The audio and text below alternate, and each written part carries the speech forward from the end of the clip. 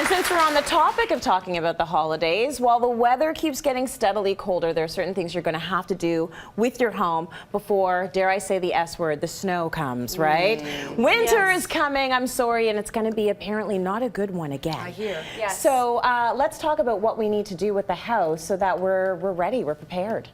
Well, I mean, obviously heating systems. So we have to think about furnace filters, making sure that there's room around your furnace.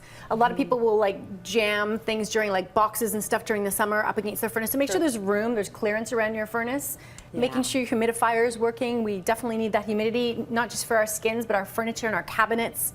So it's important to make sure those are working. Well, and on that note too, I often, because I'll forget when it gets hot again, I get my air conditioning unit cleaned. Oh, good. Whether you can take out the filters, I mean, I don't do it every year, but that's when you do it because you know you're starting to hit the furnace.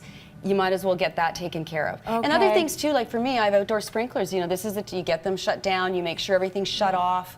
I get my windows washed because I know I'm not going to be out there when it gets really, really cold. I try and do some of that. That's when you can check to see drafts, caulking issues. You can, do some touch-up painting when it's still warm enough. Yeah. You can make sure that everything, is nice and airtight and warm for the cold weather coming. Now, last season, a lot of people's pipes burst because they froze. Is there anything we can start doing about that now? Like, do you get your pipes checked to make sure that everything is working and connected? Well, that's a bigger job. So generally, if you're having issues like that, it requires some insulation. So, I mean, you can do it from the outside. You can do spray-ins. You can drill small holes. Yeah. You can have somebody come out and take a look at see what solution works for you.